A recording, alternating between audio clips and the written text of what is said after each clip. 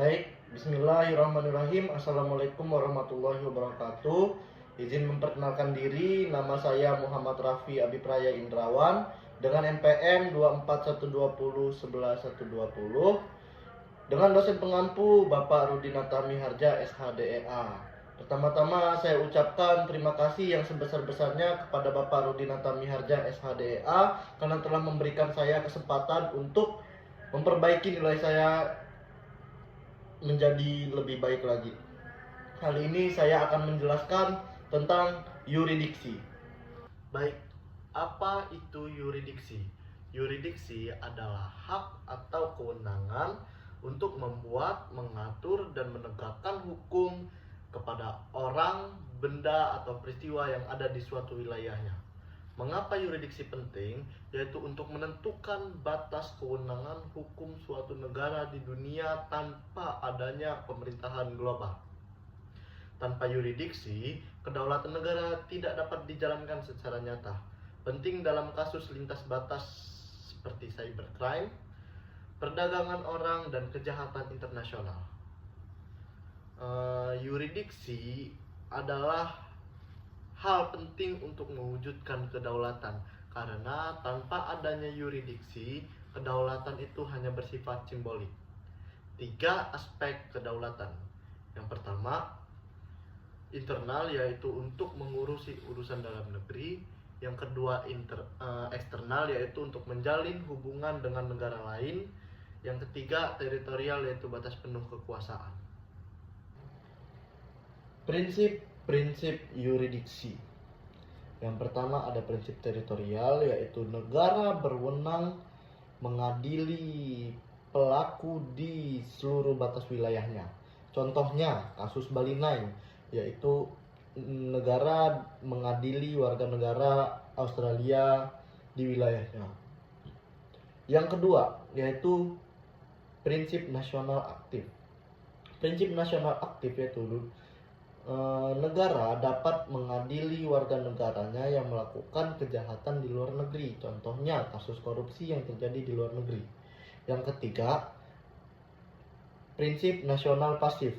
Apa itu prinsip nasional pasif? Yaitu negara berwenang mengadili atas pelaku asing yang melakukan kejahatan terhadap warga negara Indonesia. Contohnya kasus pembunuhan WNI di luar negeri. Yang keempat, prinsip perlindungan, yaitu negara memiliki yuridiksi yang mengancam objek vital negara itu tersebut, seperti keamanan, ekonomi nasional, dan lain-lain. Contoh kasusnya yaitu serangan cyber yang mengancam keamanan nasional. Yang kelima yaitu ada prinsip universal, yaitu yuridiksi yang diakui secara universal seperti genosida, kejahatan perang, bajak laut, dan lain sebagainya. Terus yuridiksi ekstrateritorial. Apa itu yuridiksi ekstrateritorial? Yaitu kewenangan negara untuk menegakkan hukum atas tindakan di luar wilayahnya jika berdampak langsung terhadap keamanan atau kepentingan nasionalnya. Contohnya kasus Facebook Cambridge Analytica, yaitu pelanggaran data lintas negara. Kerjasama dalam penegakan yuridiksi. Mengapa kerjasama antar negara perlu? Karena yang pertama, kejahatan lintas batas negara itu semakin pesat. Dan kedua, tidak ada negara yang dapat menegakkan hukum sendirian. Bentuk-bentuk kerjasama ada 3. Yang pertama, ekstradisi, yaitu penyerahan pelaku kejahatan antar negara. Yang kedua, ada mutual legal assistance, yaitu bantuan hukum timbal balik. Yang ketiga, ada transfer of sentence person, yaitu pemindahan dari pidana untuk menjalankan hukuman di negara asalnya. Jadi, intinya yuridiksi adalah alat kedaulatan hukum. Dan tidak ada yuridiksi yang tanpa batas. Semuanya tunduk dalam hukum internasional. Yuridiksi bukan hanya sekedar peta, batas wilayah, tetapi juga hukum di seluruh dunia yang saling terhubung.